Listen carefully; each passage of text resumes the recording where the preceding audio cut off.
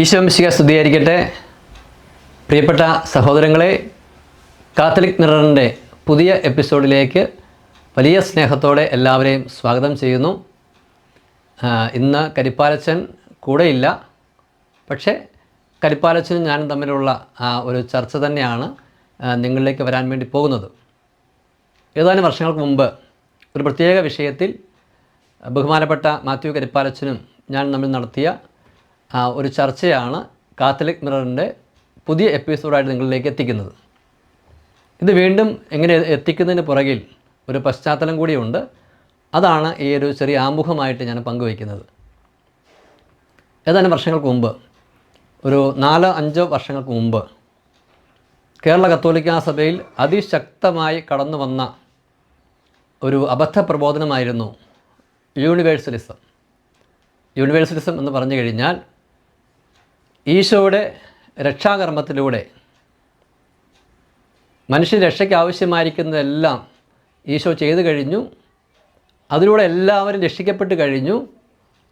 ഇനി ആരും നരകത്തിൽ പോവുകയില്ല, എല്ലാവരും സ്വർഗത്തിൽ പോകും എന്നുള്ള ഒരു അടിസ്ഥാനപരമായ ചിന്തയിൽ നിന്നാണ് യൂണിവേഴ്സലിസം ആരംഭിക്കുന്നത്. ഈ ഒരു ചിന്ത ഉള്ളിൽ കടന്നു കഴിയുമ്പോൾ അത് പല അബദ്ധപ്രബോധനങ്ങളിലേക്ക് നയിക്കും. അതുകൊണ്ട് യൂണിവേഴ്സലിസത്തിൻ്റെ പരിണിതഫലം പല അബദ്ധപ്രബോധനങ്ങളിലെയും പിറവിയാണ്. കേരള കത്തോലിക്കാ സഭയിലെ പ്രമുഖരായ ചില ശുശ്രൂഷകർ അവർ ഒരുമിച്ച് ചേർന്ന്, തിരുവല്ല എന്ന സ്ഥലത്ത് അവർ പ്രത്യേകമായിട്ട് ഒരുമിച്ച് ചേർന്ന് ഇപ്രകാരം ഒരു പ്രബോധനം, അവർ തമ്മിൽ എപ്പോഴാണ് ഈ ഒരു പ്രബോധനം പരസ്പരം കൈമാറി നമുക്ക് അറിഞ്ഞുകൂടാ, എന്നാൽ ഒരുമിച്ച് ചേർന്ന് ഇപ്രകാരം ഒരു പ്രബോധനം നമുക്ക് സഭയിലേക്കെല്ലാം എത്തിക്കണം എന്ന തീരുമാനമെടുക്കുന്ന ഒരു വീഡിയോ നമ്മളെ കൈവശം ലഭിക്കുകയുണ്ടായി.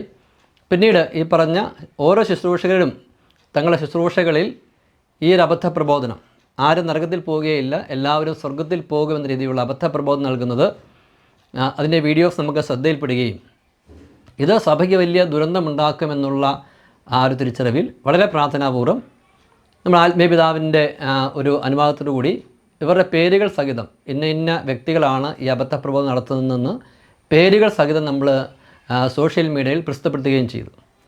ഒരുപക്ഷേ ഇത് ഞാനത് പറയുമ്പോൾ ആ സംഭവം വല്ലതും ഓർമ്മിക്കുന്നുണ്ടാകണം. ഒത്തിരിയേറെ കോളിളക്കം ഉണ്ടാക്കിയ ഒരു സംഭവമായിരുന്നു. കാരണം വളരെ പ്രധാനപ്പെട്ട ശുശ്രൂഷകനായിരുന്നു ഇതിൽ ഉൾപ്പെട്ടിരുന്നത് എന്നതുകൊണ്ട് അഭിവന്യ പിതാക്കന്മാരൊക്കെ ഇതിനകത്ത് ഇടപെട്ടു. അന്ന് കരിസ്മാറ്റിക് മൂവ്മെൻറ്റിൻ്റെ ചെയർമാനായിരുന്ന പിതാവൊക്കെ ഇതിനകത്ത് ഇടപെടുകയുണ്ടായി. ആ ചെയർമാൻ പിതാവും മറ്റൊരു അഭിവന്യ പിതാവും ഞാനും കൂടി ഒരു ബിഷപ്പ് ഹൗസ് ഇരുന്നുകൊണ്ട് ഏതാണ്ട് 7 മണിക്കൂറോളം ഈ അബദ്ധ പ്രബോധനം അടങ്ങിയ വീഡിയോസ് ഒരുമിച്ച് കണ്ട് ഞാനിപ്പോൾ ഓർക്കുകയാണ്. അപ്പം അന്ന് ഒരു പിതാവ് പറയുകയുണ്ടായി, ഈ വീഡിയോസ് എല്ലാം സൂക്ഷിച്ച് വെക്കണം, കാരണം ഇവരെ വിളിച്ച് തിരുത്തൽ നൽകുമ്പോൾ ഇവർ എതിർത്ത് കഴിഞ്ഞാൽ കാണിക്കാൻ വേണ്ടിയാണ് സൂക്ഷിച്ച് വെക്കണമെന്ന് പറയുകയുണ്ടായി. ഇപ്പോഴും ഞങ്ങൾ കൈവശം ആ വീഡിയോസ് ഞങ്ങൾ സൂക്ഷിക്കുന്നുണ്ട്. അപ്പം അതുകൊണ്ട് പറയാൻ പോകുന്ന ഇപ്പോൾ ഇവിടെ പറയുന്ന കാര്യങ്ങൾ അടിസ്ഥാനരഹിതമായ ആരോപണങ്ങളല്ല, കൃത്യമായ തെളിവുകളുള്ള കാര്യങ്ങളാണ്.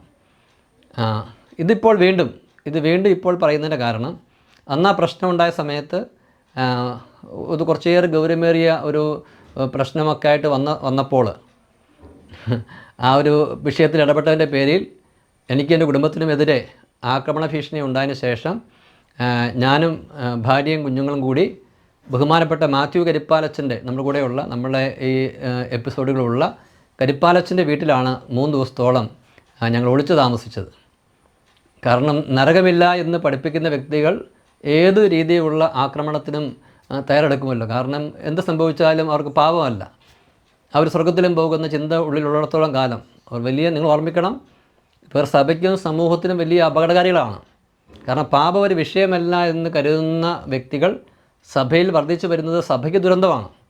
അതിനേക്കാളെല്ലാം ഉപരി നമ്മുടെ കർത്താവായ ഈശോ മിശിഹായുടെ ആ വലിയ തിരുബലിയെ എന്തുമാത്രം അവഹേളിക്കലാണത്.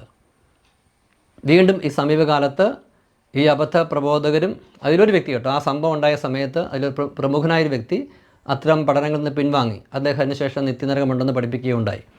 ബാക്കിയുള്ളവരൊക്കെ ഏതാണ്ട് ഒരു രീതിയല്ലേ മറ്റൊരു രീതിയിൽ ഇതുവരെ അവർ നിഷേധിച്ച് പഠിപ്പിച്ചിട്ടുള്ളത് മാത്രമല്ല, ഇപ്പോഴും ഈ അടുത്ത ദിവസങ്ങളിലും അപ്രകാരമുള്ളൊരു അബദ്ധ പ്രബോധനം ചില പ്രത്യേക ഗ്രൂപ്പുകളിൽ പഠിപ്പിക്കുകയും കുറച്ചധികം പേര് ഈ ശുശ്രൂഷകരടക്കം ഈ തെറ്റായ പ്രബോധനങ്ങളിലേക്ക് വശപ്പെടുകയും ചെയ്യുന്നതായിട്ട് അറിയാനിടയായി. അതിൻ്റെ പശ്ചാത്തലത്തിലാണ് മുൻപ് ഞാനും മാത്യൂസിനും കൂടി പങ്കുവെച്ച ആ വീഡിയോ ഒന്നുകൂടി നിങ്ങളിലേക്ക് എത്തിക്കുന്നത്. കാത്തലിക് മിററിൻ്റെ പുതിയ എപ്പിസോഡായിട്ട് നിങ്ങളിലേക്ക് എത്തിക്കുകയാണ്. ഇത് കേരള സഭയെ സംബന്ധിച്ച് വലിയൊരു ദുരന്തമാണ് ഈ ഒരു യൂണിവേഴ്സലിസം. അതുകൊണ്ട് സഭയിലേക്ക് പടരാതിരിക്കാൻ ശ്രമിക്കേണ്ടത് നമ്മൾ ഓരോരുത്തരുടെയും കർത്തവ്യമാണ്. അത് നമ്മളെ നല്ല ദൈവത്തോട് നമ്മളെ സ്നേഹത്തിൻ്റെ ഭാഗമാണ്. കാരണം ദൈവം വളരെ സ്നേഹത്തോടു കൂടി വലിയ കാരുണ്യത്താൽ നമുക്ക് വേണ്ടി ബലിയർപ്പിച്ചു. ആ ബലിയുടെ യോഗ്യതകൾ ദൈവം ആഗ്രഹിക്കുന്ന രീതിയിൽ വിശ്വാസികൾക്ക് എത്തിയില്ല എന്നുണ്ടെങ്കിൽ ഈശോയുടെ ബലി നിരർത്ഥകമായി പോകും. അതുകൊണ്ട് വിശുദ്ധ ബൈബിൾ പഠിപ്പിക്കുന്നത് പോലെ, തിരുസഭ പഠിപ്പിക്കുന്നത് പോലെ ഈ ഒരു വിഷയത്തെക്കുറിച്ച് ശരിക്കും നമ്മൾ പഠിക്കേണ്ടതുമാണ്. ഒരു അഭിമന്യ പിതാവ് തന്നെ, ഈ ഒരു വിഷയം ഉണ്ടായ സമയത്ത് അഭിമന്യ പിതാവ് തന്നെ ശക്തമായി ഒരു പ്രബോധനം നൽകുകയുണ്ടായി. ഇത്തരം തെറ്റായ പഠനങ്ങൾ നടത്തുന്നവർ പിശാചിൻ്റെ പ്രേരണയാലാണ് അത് പഠിപ്പിക്കുന്നത് പോലും ആ പിതാവ് പറയുകയുണ്ടായി. അറിയപ്പെടുന്ന ഒരു സത്യവിശ്വാസം നന്നായിട്ട് പഠിപ്പിക്കുന്ന ഒരു ധ്യാനഗുരു.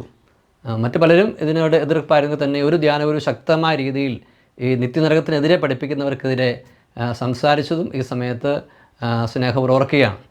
അപ്പോൾ അതുകൊണ്ട് നിങ്ങൾ ഇതിൻ്റെ കൂടെയുള്ള മാത്യൂസിനും ഞാനും കൂടിയുള്ള ആ ഒരു ചർച്ച നിങ്ങൾ പ്രാർത്ഥനാപൂർവ്വം കാണുക. അതിൽ പറഞ്ഞിരിക്കുന്ന കാര്യങ്ങളാണ് ഈ അബദ്ധ പ്രബോധകർ പഠിപ്പിക്കുന്നത്. അതുകൊണ്ട് അത്തരം പ്രബോധനങ്ങളിൽ നിന്ന് നമ്മൾ ഒഴിഞ്ഞു നിൽക്കണം. അത് നമ്മുടെ നാശമാണ്, സഭയുടെ നാശമാണ്. ഈശോയുടെ കുരിശിലെ ബലികളെല്ലാം പൂർത്തിയായി. ഈശോ എല്ലാം പൂർത്തിയായി എന്ന് കുരിശിൽ കിടന്ന് പറഞ്ഞു. അതിനെന്തൊരു ലത്തീൻ വാക്കൊക്കെ അവർ ഉപയോഗിക്കുന്നുണ്ട്. കുരിശിൽ കിടന്ന ഈശോ പറഞ്ഞ ആ ഒരു വചനത്തെ തെറ്റായി മനസ്സിലാക്കിക്കൊണ്ട് ഈശോ എല്ലാം പൂർത്തിയാക്കി കഴിഞ്ഞു, ഇനി നമ്മൾ സ്വർഗത്തിന് യോഗ്യരായി തീർന്നു എന്ന രീതിയിലുള്ള അബദ്ധ പ്രബോധനം വളരെ അപകടകരമാണ്. അതുകൊണ്ട് പഴയ നിയമം ഇനി വലിയ കാര്യമായിട്ട് പ്രസക്തിയൊന്നുമില്ല. പുതിയ നിയമം മാത്രം മതി. ഇനി മനുഷ്യന് കൃപ ലഭിക്കാത്തതുകൊണ്ടാണ് മനുഷ്യൻ പാപം ചെയ്തു പോകുന്നത് എന്നൊക്കെയുള്ള രീതിയിലുള്ള കാര്യങ്ങൾ നമുക്കറിയാം. കൃപയോട് സഹകരിക്കാത്തതുകൊണ്ടാണ് മനുഷ്യൻ പാപം ചെയ്തു പോകുന്നത്. അപ്പോൾ അതേക്കുറിച്ചുള്ള കൂടുതൽ വിശദീകരണങ്ങൾ അടുത്തൊരു എപ്പിസോഡിൽ കേട്ടോ. ഈ ഒരു എപ്പിസോഡ് നിങ്ങൾ കാണുക. അടുത്ത ഒരു എപ്പിസോഡിൽ ബഹുമാനപ്പെട്ട മാത്യൂസിനും ഞാനും കൂടി ഈ വിഷയം വീണ്ടും ഒന്നുകൂടി ആവശ്യമുള്ള വിഷയങ്ങൾ ചർച്ച ചെയ്യുന്നതാണ്. അത് നമുക്ക് പ്രാർത്ഥനാപൂർവ്വം കാണാം. എന്തായാലും ഇത് നിങ്ങൾ കണ്ടതിന് ശേഷം പരമാവധി നിങ്ങൾക്ക് അറിയാവുന്നവരിലേക്ക് എത്തിക്കുക. അങ്ങനെ ആരും ഈ അബദ്ധ പ്രബോധനത്തിൽ പെട്ട് നശിച്ചു പോകാതിരിക്കട്ടെ എന്ന് വളരെ ഹൃദയപൂർവ്വം ആഗ്രഹിക്കുകയും പ്രാർത്ഥിക്കുകയുമാണ്. ഈശോ എല്ലാവരും സമർത്ഥമായിട്ട് അനുഗ്രഹിക്കട്ടെ. നിങ്ങൾ ഈ ഒരു തൊട്ടുപിറകെ നിങ്ങൾ കേൾക്കാൻ പോകുന്ന വീഡിയോ പ്രാർത്ഥനാപൂർവ്വം കാണുക. അതോടൊപ്പം തന്നെ സെപ്റ്റംബർ മാസം 1 മുതൽ 4 വരെ കാഞ്ഞിരപ്പള്ളി രൂപതയുടെ ധ്യാന സെൻ്ററായ പൊടിമറ്റം നിർമ്മല റിന്യൂവൽ സെൻ്ററിൽ വെച്ച് ഒരു ദൈവസ്നേഹ വളർച്ചാ ധ്യാനം നമ്മൾ നടത്തുന്നുണ്ട്. ആ ധ്യാനത്തിൽ ഈ വിഷയം നമ്മൾ ശരിക്കും കൈകാര്യം ചെയ്യും. ദൈവം സ്നേഹമായിരിക്കെ എന്തുകൊണ്ട് നിത്യനരകം ദൈവം അനുവദിക്കുന്നു? ദൈവം കരുണയാണ് എന്ന് പറഞ്ഞിട്ട് പിന്നെ എന്തുകൊണ്ടാണ് ദൈവം ആത്മാക്കൾ നരകത്തിലേക്ക് പോകാൻ അനുവദിക്കുന്നത്? അങ്ങനെയൊക്കെയുള്ള വിഷയങ്ങൾ നമ്മൾ ഗൗരവമായിട്ട് ചർച്ച ചെയ്യുന്നുമുണ്ട്. പങ്കെടുക്കാൻ ആഗ്രഹിക്കുന്നവർക്ക് ഈ വീഡിയോയിൽ കാണുന്ന ഫോൺ നമ്പറിൽ വിളിച്ച് ബുക്ക് ചെയ്യാവുന്നതാണ്. എല്ലാവരും സ്നേഹവും അതിലേക്ക് ക്ഷണിക്കുകയാണ്. ഈശോ എല്ലാവരും അനുഗ്രഹിക്കട്ടെ. ആമേൻ. വിജയുടെ സത്യം പറയുകയാണെങ്കിൽ ഈ സഭാപ്രബോധനങ്ങളോട് ആഴമേറിയ സ്നേഹം തോന്നിയതും അതിൻ്റെ പ്രാധാന്യം എനിക്ക് മനസ്സിലായത് IHS മിനിസ്ട്രിയുമായി ബന്ധപ്പെട്ടതിന് ശേഷമാണ്. നമ്മളിപ്പം ബന്ധപ്പെട്ടിട്ട് ഏതാണ്ട് 16 വർഷത്തോളമായി.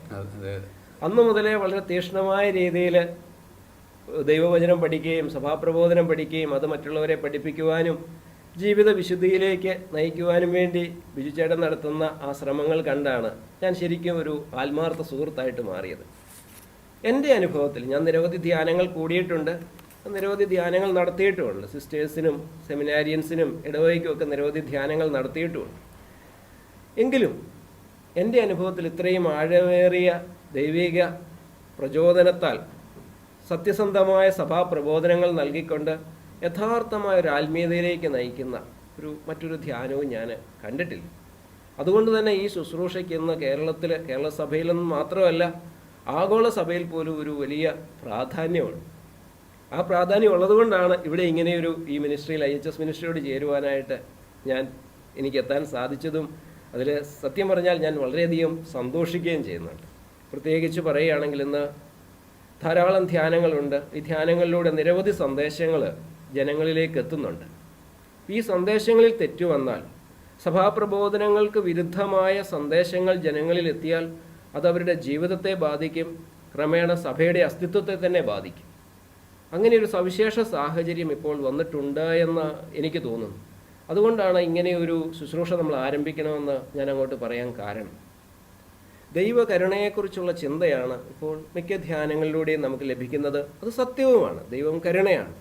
പക്ഷേ ഈ ചിന്തകൾ നരകമില്ല, അഥവാ നരകമുണ്ടെങ്കിലും ആരും അതിൽ പോകില്ല എന്നൊക്കെയുള്ള രീതിയിൽ വ്യാഖ്യാനിക്കപ്പെടുന്നുണ്ട്. അത് തികച്ചും തെറ്റല്ലേ? അത് ശരിയായൊരു പ്രബോധനമാണോ? ഒരിക്കൽ ഒരു സെമിനാരിൽ എന്നോട് ചോദിക്കുകയാണ്, അച്ചോ, ഇനിയുള്ള കാലത്ത് സെമിനാരിൽ പോലും നരകത്തെക്കുറിച്ച് പഠിപ്പിക്കേണ്ട ആവശ്യമില്ല.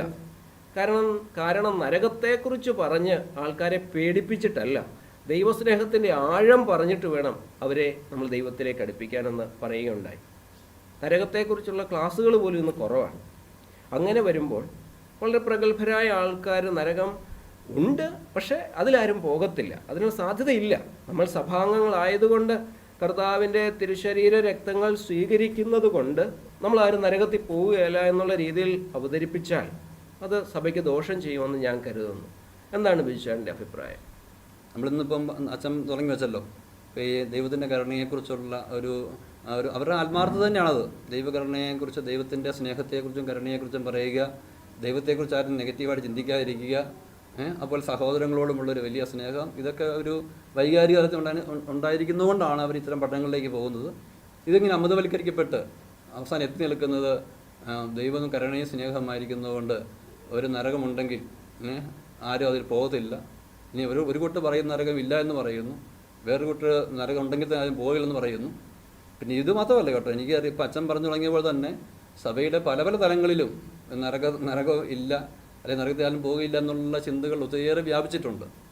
നമുക്കിനി നേരിട്ട് വിഷയത്തിലേക്ക് പ്രവേശിക്കാം.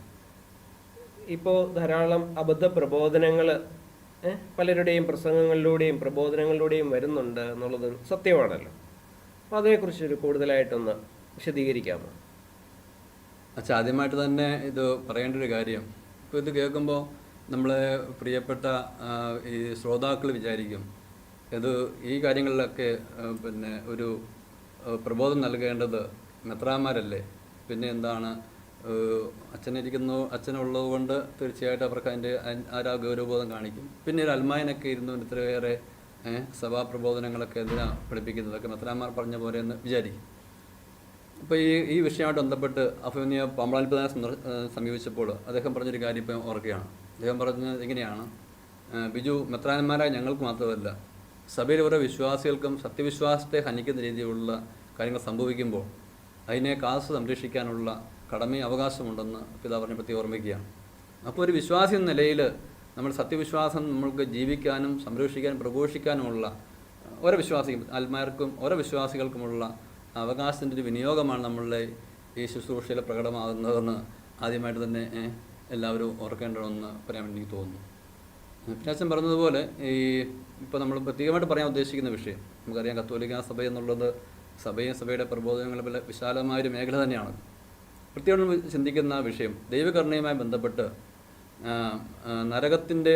നരകമെന്ന ആ യാഥാർത്ഥ്യത്തെ ഒഴിവാക്കാനുള്ള ചില പ്രത്യേക പ്രവണത, അല്ലെങ്കിൽ ഉണ്ടെങ്കിൽ തന്നെ അവിടെ മനുഷ്യാത്മാക്കളൊന്നും നിബന്ധിക്കുകയില്ല എന്നുള്ള രീതിയിലുള്ള പ്രവണത, അല്ലെങ്കിൽ പല പല യുക്തികൾ കൂടി നരകത്തെക്കുറിച്ചുള്ള ചിന്തയെ പ്രബോധനങ്ങളെ ലഘൂകരിക്കാനോ ഇല്ലാതാക്കാനുള്ള ശ്രമങ്ങളാണ് നമ്മളുടെ പ്രധാനപ്പെട്ട ചർച്ചാ വിഷയം. അതാണല്ലോ. അപ്പോൾ ഒരു പ്രധാനമായിട്ടൊരു 4-5 കാര്യങ്ങളാണ് ഈ സമീപകാലത്ത് കേരള സഭയിലും മലയാളി ലോകം മുഴുവനിലും ഒത്തിരിയേറെ പടർന്നിരിക്കുന്നതായിട്ട് എനിക്ക് തോന്നിയൊരു കാര്യം. പ്രത്യേകിച്ച് ഈ കേൾക്കുന്ന ആളുകൾ സഭയെക്കുറിച്ചോ സഭാപ്രബോധനത്തെക്കുറിച്ചോ കാര്യമായിട്ട് അറിവുള്ളവരല്ല. ഈ പഠിപ്പിക്കുന്ന വ്യക്തികൾ ആധികാരികമായിട്ട് കാണപ്പെടുന്നവരുമാണ്. അപ്പോൾ തീർച്ചയായിട്ടും ഇത് തന്നെയായിരിക്കും സഭയുടെ പ്രബോധനമെന്ന് അവർ വിശ്വസിക്കാൻ പ്രേരിതമാവുകയാണ്. നമ്മൾ പ്രധാനമായിട്ട് ചിന്തിക്കുന്നത് ഈ നരകത്തിൻ്റെ അസ്തിത്വവുമായി ബന്ധപ്പെട്ട വിഷയമാണല്ലോ. അതിൽ ഒരാൾ പ്രബോധിപ്പിക്കുന്നത് എങ്ങനെയാണ്, പിന്നെ വീഡിയോയിലും മറ്റും കണ്ടത് എങ്ങനെയാണ്, എഫേസസ് ലേഖനം 1-ാം അധ്യായത്തിൻ്റെ 4-ാമത്തെ വചനമാണ്. തൻ്റെ മുമ്പാകെ സ്നേഹത്തിൽ പരിശുദ്ധരും നിഷ്കളങ്കരുമായിരിക്കുവാൻ ലോകസ്ഥാപനത്തിന് മുൻപ് തന്നെ യേശു ക്രിസ്തു നമ്മെ തിരഞ്ഞെടുത്തു. അപ്പോൾ അദ്ദേഹം അത് വ്യാഖ്യാനിക്കാൻ ശ്രമിക്കുന്നത് എങ്ങനെയാണ്, ലോകസ്ഥാപനത്തിന് മുമ്പ് തന്നെ നമ്മൾ തിരഞ്ഞെടുക്കപ്പെട്ടവരാണ്. അപ്പോൾ നമ്മൾ ജനിക്കുന്നതിന് മുമ്പ് തന്നെ നമ്മൾ സ്വർഗത്തിൽ നമുക്ക് സീറ്റ് ലഭിച്ചവരാണ് എന്നാണ് അദ്ദേഹം അവിടെ സ്ഥാപിക്കാൻ ശ്രമിക്കുന്നത്. അതായത് സ്വർഗത്തിൽ നമുക്ക് സീറ്റ് ഉറപ്പാണ്. ഉറപ്പ് അദ്ദേഹം അങ്ങനെയാണത്. ഞാൻ ആദ്യമേ പറയട്ടെ, ഇവരാരും മനഃപൂർവ്വം തെറ്റി പഠിപ്പിക്കുന്ന ഞാൻ വിചാരിക്കുന്നത്, എനിക്ക് അല്പം പോലും ചിന്ത അങ്ങനെയില്ല.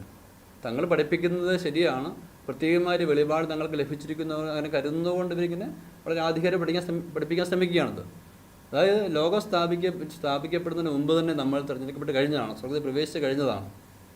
അതുകൊണ്ട് ഭൂമിയിൽ സംഭവിക്കുന്ന കാര്യങ്ങളെല്ലാം ഒരുമാതിരി ഒരു ഡ്രാമ പോലെ നമുക്ക് വേണമെങ്കിൽ ഈ ഒരു പഠന പശ്ചാത്തലം നമുക്ക് തോന്നിപ്പോകും അല്ലേ? തീർച്ചയായിട്ടും അങ്ങനെ കേട്ട് കഴിയുമ്പോൾ ജീവിതം വളരെ റിലാക്സ്ഡ് ആയിട്ട് നമുക്ക് തോന്നിയ പോലെ ജീവിക്കാവുന്നൊരു തോന്നൽ മനസ്സിലേക്ക് ഇപ്പൊ തന്നെ വരുന്നുണ്ട്. അദ്ദേഹം തന്നെ പറയുന്നുണ്ട്, നമ്മളിപ്പോൾ ഇവിടെ പിന്നെ ഈശോയിൽ വിശ്വസിക്കേണ്ട, സഭയിൽ വിശ്വസിക്കേണ്ട ആവശ്യം പോലും ഇല്ല. വിശ്വസിച്ചാൽ നല്ല കാര്യം, കുഴപ്പമൊന്നുമില്ല.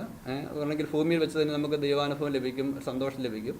ഇല്ലെന്നുണ്ടെങ്കിൽ കുറച്ച് വൈകി പോകും. സ്വർഗ്ഗത്തിൽ പോയി കഴിഞ്ഞാൽ നമുക്ക് ദൈവാനുഭവം സന്തോഷമൊക്കെ ലഭിക്കുകയുള്ളൂ എന്ന രീതിയിലൊക്കെയാണ് ആ പഠനം പോകുന്നത്. ഇപ്പോൾ ലോകസ്ഥാപനത്തിന് മുമ്പ് തന്നെ നമ്മളെ യേശു ക്രിസ്തുവിൽ തിരഞ്ഞെടുത്ത് കഴിഞ്ഞു, നമ്മൾ സ്വർഗ്ഗത്തിൽ നമുക്ക് സീറ്റ് ഉറപ്പായി കഴിഞ്ഞു എന്ന് പറയുന്ന ആ പ്രബോധനത്തിൽ അത് പഠിപ്പിക്കുന്ന ആ വ്യക്തി പറയുന്നത് എങ്ങനെയാണ്?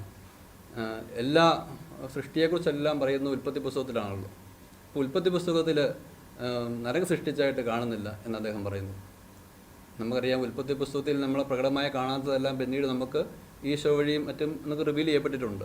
അപ്പം ഡയറക്റ്റ് അവിടെ കാണണം നിർബന്ധമൊന്നുമില്ല. അതായത് ഉൽപ്പത്തി പുസ്തകം പ്രത്യേകിച്ച് 1 മുതൽ 12 വരെയുള്ള അധ്യായങ്ങൾ എഴുതിയതിൻ്റെ പശ്ചാത്തലം, അതിനെ സഭ കാണുന്ന രീതി, ഇതേക്കുറിച്ചൊക്കെ മനസ്സിലാക്കിയത് പറയാൻ വേണ്ടി പറ്റുള്ളൂ. എങ്കിലും ഞാനൊരു ചെറിയ ഉദാഹരണം ഞാൻ എപ്പോഴും പറയാറുള്ളതാണ്. അപ്പോൾ ഒരാൾ ഒരു ഇരുനിലക്കെട്ടം പണിയുന്നു, ഒരു സമ്പന്നനായ മനുഷ്യൻ ഒരു ഇരുനിലക്കെട്ടം പണിയുന്നു, ഒരു 10-12 മുറികളൊന്ന് കൂട്ടിക്കോളൂ. എന്നിട്ട് അതിനെ താമസിക്കാൻ വേണ്ടി ഒരു 4-5 പേര് താമസിക്കാനുണ്ട്. അപ്പനും അമ്മയും ഒരു 3-4 മക്കളാണെന്ന് വിചാരിച്ചു. അങ്ങനെ ഇരിക്കെ അതിലൊരു കുട്ടിയെ പേപ്പട്ടി കടിച്ചു, അവരുടെ മകനെ പേപ്പട്ടി കടിച്ചു. പേപ്പട്ടി കടിച്ചു കഴിഞ്ഞ് ഈ പേബാധ കലശലായി മരിക്കുന്ന അവസ്ഥയിൽ എത്തി. അപ്പം ഇവർ പണിതിരുന്ന ഒരു മുറിയിൽ കൊണ്ടുപോയി ഇദ്ദേഹത്തെ കൊണ്ടാക്കി. വാസ്തവത്തിൽ ഈ മകനെ പേപ്പട്ടി കടിച്ചു കഴിയുമ്പോൾ കിടത്താൻ വേണ്ടി പണിതിരുന്ന മുറിയാണോ അത്? അല്ല, ഒരിക്കലും. അവർ നല്ല കാര്യത്തിന് വേണ്ടി പണിതിട്ടിരുന്ന മുറി പേപ്പട്ടിയോട് ഏറ്റ് കഴിഞ്ഞപ്പോഴേ കൊണ്ടുപോയി അവിടെ കൊണ്ടുപോയി ആക്കി. സൂചന ഇതാണ്, ആദ്യമുണ്ടായത് നരകമല്ല, ആദ്യമുണ്ടായത് പാപിയാണ്. അപ്പോൾ മനുഷ്യൻ പാപം ചെയ്തതിന് ശേഷം നരകമുണ്ടായി എന്നാണ് നമ്മൾ കരുതേണ്ടത്, ആദിപാവവുമായി ബന്ധപ്പെട്ട്. അപ്പോൾ ഇത് നമുക്ക് പിന്നീട് പങ്കുവയ്ക്കാൻ എനിക്ക് തോന്നുന്നു. നരകം ഒരു സ്ഥലം എന്നതിനേക്കാൾ ഉപരി ദൈവത്തിൽ നിന്നുള്ള നിത്യമായ വിച്ഛേദനമാണെന്നുള്ള ഒരു ബോധ്യം ലഭിച്ചാലേ ഇതിന് കൃത്യമായ ഉത്തരം ലഭിക്കുകയുള്ളൂ. തീർച്ചയായിട്ടും നമ്മൾ രൂപീകരിച്ച നരകമുണ്ട് എന്ന ഒരു യാഥാർത്ഥ്യം സഭ പഠിപ്പിക്കുന്നുണ്ട്. അത് നമ്മൾ വിശ്വസിക്കുകയും ചെയ്യണം. കാരണം നമ്മൾ വിശ്വസിക്കുന്നതാണ് നമ്മുടെ ജീവിതമായി മാറുന്നത്, അല്ലേ? നമ്മൾ തീർച്ചയായിട്ടും നരകമുണ്ട്, നരകത്തിൽ ആളുകൾ പോകാനുള്ള സാധ്യതയും ഉണ്ട്. ഇതുമായി ബന്ധപ്പെട്ടുള്ള രണ്ടാമതൊരു അബദ്ധ പ്രബോധനം ഇതാണ്. നമ്മൾ ഈശോയിലുണ്ടായിരുന്നു. ഈശോ കുരിശിൽ മരിച്ചപ്പോൾ നമ്മൾ ഈശോടൊപ്പം മരിച്ചു. ഈശോ അടക്കപ്പെട്ടപ്പോൾ നമ്മൾ ഈശോടൊപ്പം അടക്കപ്പെട്ടു. ഈശോ ഉത്ഥാനം ചെയ്തപ്പോൾ നമ്മൾ ഈശോടൊപ്പം ഉത്ഥാനം ചെയ്തു. ഈ സ്വർഗത്തിൽ പിതാവിൻ വലതുഭാഗത്തേക്ക് പ്രവേശിച്ചപ്പോൾ നമ്മളും പിതാവിൻ വലതുഭാഗത്ത് പ്രവേശിച്ചു. അപ്പോൾ നമ്മളിപ്പോൾ സ്വർഗത്തിൽ പിതാവിനോടൊപ്പം, ദൈവത്തോടൊപ്പമാണ്. നമ്മളിപ്പോൾ സ്വർഗത്തിലാണ്. ഇപ്പോൾ ഈ ഭൂമിയിലായിരിക്കുന്ന സമയത്ത് തന്നെ സ്വർഗത്തിൽ നമ്മുടെ പൗരത്വം രേഖപ്പെടുത്തി. അത് സ്വർഗത്തിലാണ്. ഒരർത്ഥ ശരിയാണല്ലോ. അതിൻ്റെ ഒരു വശം നോക്കി കഴിയുമ്പോഴാണ് യേശു ക്രിസ്തു നമുക്ക് വേണ്ടി കുരിശിൽ മരിച്ച് ഉത്ഥാനം ചെയ്ത് സ്വർഗാരോഹണം ചെയ്ത് കഴിഞ്ഞപ്പോൾ നമ്മൾ ഒരിടത്ത് നമ്മൾ സ്വർഗത്തിൽ പ്രവേശിച്ച് കഴിഞ്ഞു. ദൈവത്തിൻ്റെ മനസ്സിൽ ദൈവത്തിൻ്റെ പദ്ധതിയിൽ നമ്മൾ പ്രവേശിച്ച് കഴിഞ്ഞു. പിന്നെ മാമോദീസ സ്വീകരിച്ച വ്യക്തിയെ സംബന്ധിച്ചത് അതൊരു പ്രായോഗിക തലത്തിലേക്കും അത് തുടങ്ങിക്കഴിഞ്ഞു. നമുക്കറിയാം, നമ്മൾ ശുദ്ധീകരണ പ്രസാദപരത്തിൽ നമ്മൾ ഈശോയോട് ബന്ധപ്പെട്ടിരിക്കുമ്പോൾ നമ്മൾ സ്വർഗത്തിൽ തന്നെയാണ്. കാരണം യേശു തന്നെയാണല്ലോ സ്വർഗം. മാമോദീസ സ്വീകരിച്ച് വരപ്രസാദത്തിലായിരിക്കുന്ന വ്യക്തി ഇപ്പോൾ തന്നെ സ്വർഗത്തിലാണ്. എന്നാൽ അതേ സമയത്തിന് പിന്നെയും കിടക്കുന്ന ഒന്നുണ്ട്. അത് വാസ്തവത്തിൽ ഈ രക്ഷാകര ദൈവശാസ്ത്രവുമായി ബന്ധപ്പെട്ടാണ്. എനിക്ക് തോന്നുന്നു മറ്റൊരു ചർച്ചയിൽ നമുക്കത് പങ്കുവയ്ക്കാൻ തോന്നുന്നു. എങ്കിലും എടുത്തു പറയാവുന്നൊരു കാര്യം ഇതാണ്, ശുദ്ധീകരണ വരപ്രസാദം നമുക്ക് ഏത് സമയത്തും നഷ്ടപ്പെടാവുന്നതാണ്. മാർഗഭാവം ചെയ്യുമ്പോൾ നഷ്ടപ്പെടാമല്ലോ. അങ്ങനെ ആകുമ്പോൾ നമ്മൾ സ്വർഗത്തിൽ പോയ നമ്മൾ പെട്ടെന്ന് തന്നെ നമ്മൾ ഭൂമിയിലല്ല നരകത്തിലേക്ക് പോകും. മാത്രമല്ല, നമ്മൾ വാസ്തവത്തിൽ എഫേസസ് ലേഖനം 1-ാം അധ്യായത്തിൻ്റെ 14-ാമത്തെ വചനത്തിൽ പൗലോസ് എഴുതിയിരിക്കുന്ന വചനം വളരെ ഈ വിഷയത്തിൽ പ്രധാനപ്പെട്ടാണ് എനിക്ക് തോന്നുന്നു. പരിശുദ്ധാത്മാവിൻ്റെ ആദ്യ ഫലങ്ങൾ സ്വീകരിച്ച നാം നമ്മിൽ തന്നെ നിലനിർപ്പെടുകയും ക്രിസ്തുവിൻ്റെ കൂടി ആയിരിക്കുവാൻ അത്യധികം ആഗ്രഹിക്കുകയും ചെയ്യുന്നു. അവിടുത്തെ മഹത്വം പ്രകീർത്തിക്കുന്നതിനുള്ള അവകാശം നാം വീണ്ടെടുത്ത് സ്വന്തമാക്കുന്നത് വരെ ഈ അവകാശത്തിൻ്റെ അച്ചാരമാണ് ഈ പരിശുദ്ധാത്മാവ്. അപ്പോൾ നമ്മളത് പറയുന്നത് അല്ലേ, അവകാശം വീണ്ടെടുത്ത് സ്വന്തമാക്കുന്നത് വരെ. അതെ, അതാണ് അവിടുത്തെ പ്രധാന ഭാഗം, വീണ്ടെടുത്ത് സ്വന്തമാക്കുന്നവരെ.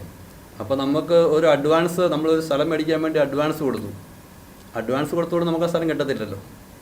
ഇല്ല, നമ്മൾ പറഞ്ഞ ഡേറ്റിൽ നമ്മൾ ബാക്കി പൈസ കൂടി, അപ്പോൾ നമുക്കൊരു അച്ചാരം നമുക്ക് മാമോദീസ ലഭിച്ചിരിക്കുന്നതാണ് പറഞ്ഞിരിക്കുന്നത്.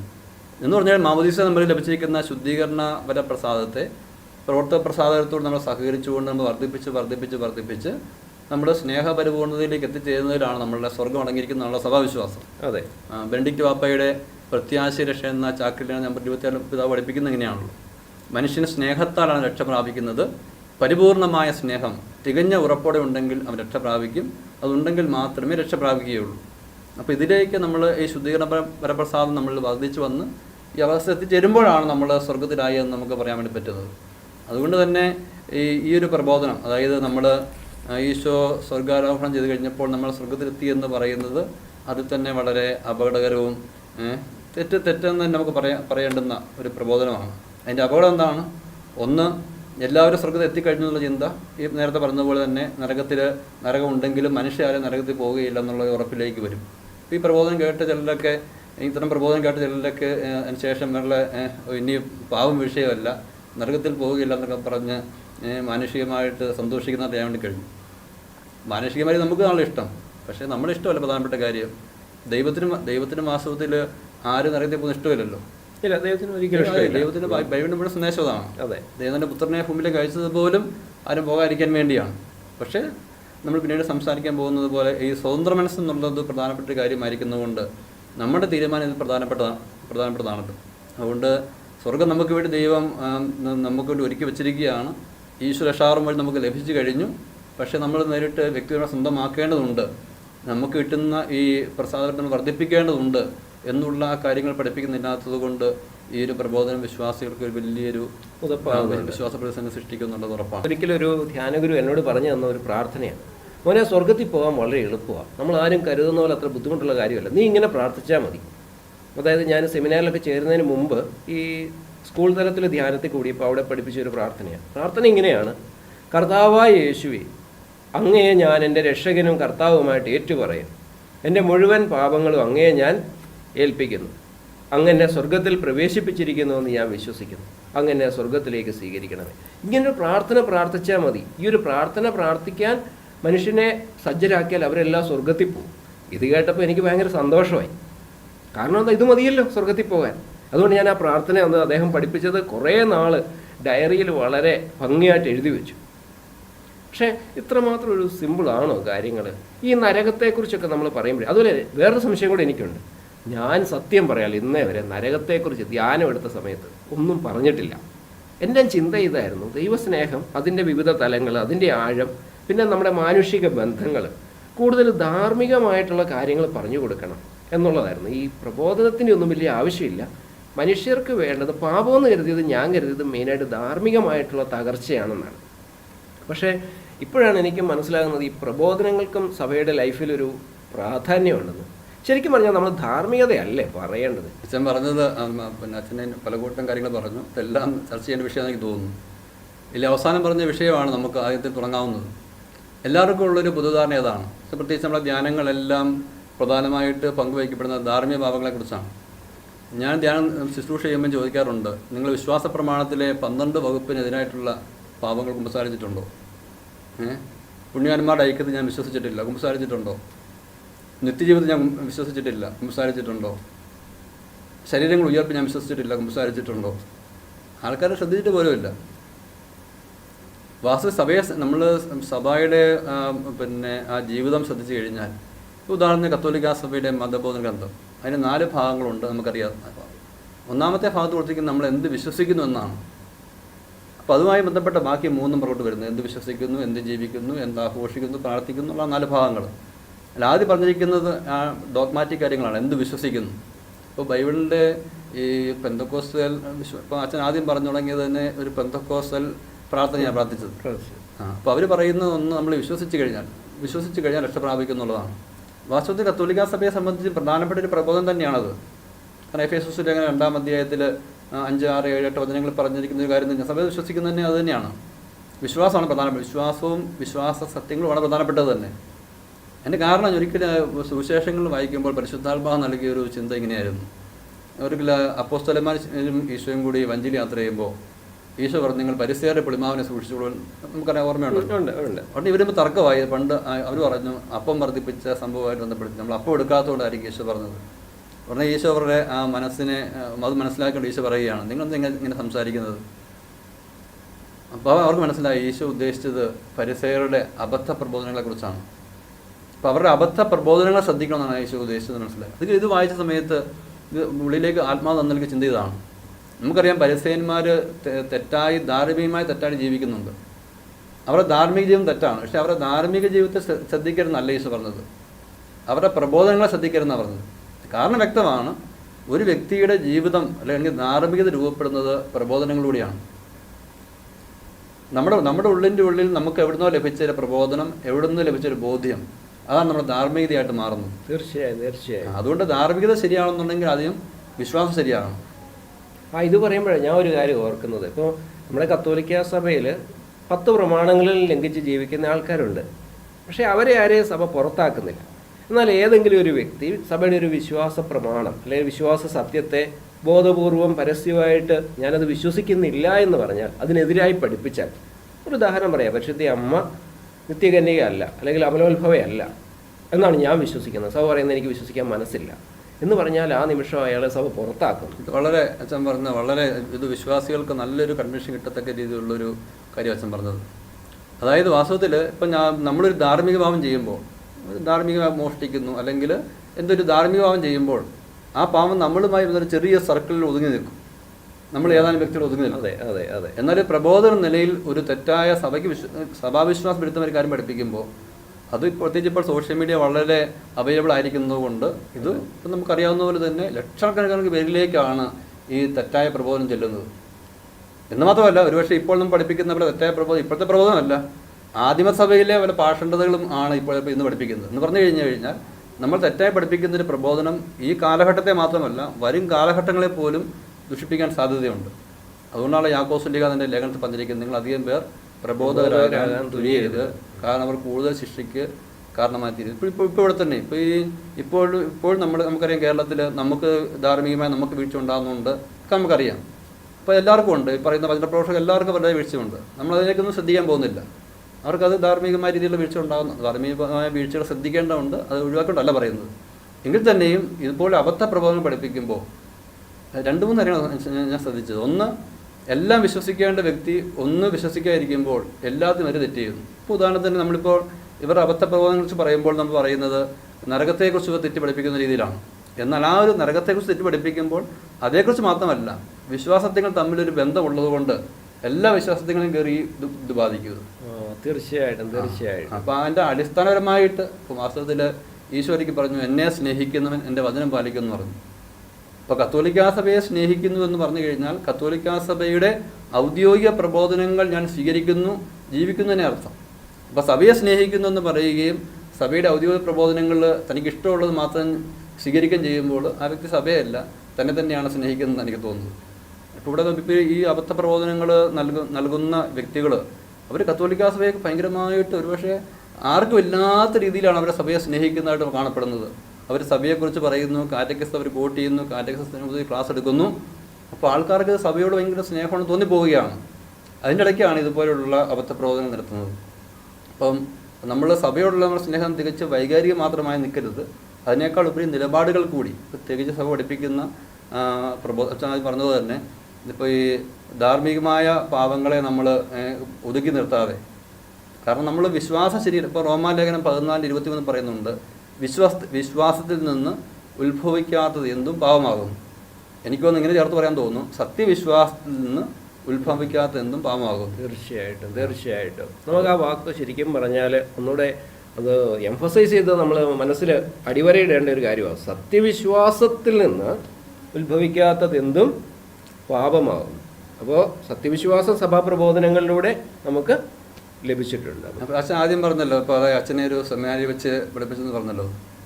വാസ്തവത്തിൽ മുമ്പ് ഞാൻ പറഞ്ഞതുപോലെ തന്നെ ഇപ്പം അച്ഛൻ പറഞ്ഞിരുന്നൊരു കാര്യം കൂടി വ്യക്തമായി, നവീകരണ മേഖല മാത്രമല്ല, ഈ സെമിനാരികൾ അതുപോലുള്ള മേഖലകൾ കൂടി ഈ പ്രൊട്ടസ്റ്റന്റ് ആധ്യാത്മികതയുടെ കടന്നുകയറ്റം ഉണ്ടെന്നുള്ള ഒരു സൂചനയാണ് ഇപ്പോൾ അച്ഛൻ പറഞ്ഞത് മനസ്സിലായത്. വാസ്തവത്തിൽ നമ്മൾ ഒരു വെറുതെ ഈശോയെ കർത്താവ് രക്ഷകനുമായി സ്വീകരിക്കുമ്പോൾ ഒക്കെ ചിലപ്പോൾ വളരെ അഗാധമായ വളരെ ആത്മാർത്ഥമായ രീതിയിൽ ഈശോയെ എന്ന് വിളിക്കുമ്പോൾ ഒക്കെ ഒരു പരിശുദ്ധാത്മാവിൻ്റെ ഇടപെടലും കാര്യങ്ങളൊക്കെ ഉണ്ടാകാം. ഒരുപക്ഷെ വളരെ റെയർ കേസുകളിൽ ആർക്കെങ്കിലും ചിലപ്പോൾ ഈശോ അറിയാത്ത വ്യക്തിക്ക് ഈശോയിലേക്ക് സമർപ്പണം പോലും അതിൽ നിന്ന് ആരംഭിച്ചു തുടങ്ങാം. പക്ഷേ നമ്മുടെ സഭയെ സംബന്ധിച്ച് സഭയുടെ നല്ല സുവിശേഷങ്ങൾ കൂടി നമുക്ക് നൽകപ്പെട്ടിരിക്കുന്ന ക്രമമനുസരിച്ച രീതി അതല്ലല്ലോ. ഈശോ എന്ന വ്യക്തിയെ നമ്മൾ സ്വീകരിക്കുക എന്ന് പറഞ്ഞു കഴിഞ്ഞാൽ അവനെ വ്യക്തിത്വത്തെ സ്വീകരിക്കുന്നു, അവൻ്റെ പ്രബോധനങ്ങളെ സ്വീകരിക്കുന്നു, അവൻ്റെ തുടർച്ചയായ സഭയെ സ്വീകരിക്കുന്നു, സഭാപ്രബോധനങ്ങളെ സ്വീകരിക്കുന്നു. അപ്പോൾ ഈശോയിൽ വിശ്വസിക്കുക എന്ന് പറയുമ്പോൾ ഇതെല്ലാം അടങ്ങുന്നുണ്ട്. വെറുതെ നമ്മൾ ഈശോ എന്ന വ്യക്തി 2000 വർഷം മുമ്പ് ജീവിച്ചിരുന്ന ഒരു ഈശോയെ നമ്മൾ ഭാവന കണ്ടുകൊണ്ട് താടിക്കാരനായ ഈശോയെ ഭാവന കണ്ടുകൊണ്ട് നമ്മൾ സ്നേഹിക്കുക എന്നതിനേക്കാളുപരി നമ്മൾ ആ ഈശോ ഇന്ന് സഭയിലാണ് ജീവിക്കുന്നത്. ആ സഭയുടെ പ്രബോധനങ്ങൾ ഈശോയുടെ വചനത്തിൻ്റെ ഒരു രൂപാന്തരീകരണമാണ്, വചനത്തിൻ്റെ വ്യാഖ്യാനമാണ്, ഒരു അങ്ങനെ രീതിയിൽ ഇതെല്ലാം കൂടെ ഉൾപ്പെടുന്നതാണല്ലോ നമ്മൾ വിശ്വാസമുള്ളത്. ഇത് ഇങ്ങനെ സമഗ്രമായി സ്വീകരിക്കുമ്പോഴുള്ള ഒരു രക്ഷയെക്കുറിച്ചാണ് സഭ പഠിപ്പിക്കുന്ന രക്ഷ എന്നതിനെക്കുറിച്ച്. എനിക്ക് തോന്നുന്നു നേരത്തെ പറഞ്ഞ പോലെ തന്നെ മറ്റൊരു ചർച്ച നമുക്ക് വിഷയം അവതരിപ്പിക്കാൻ തോന്നുന്നു തീർച്ചയായിട്ടും.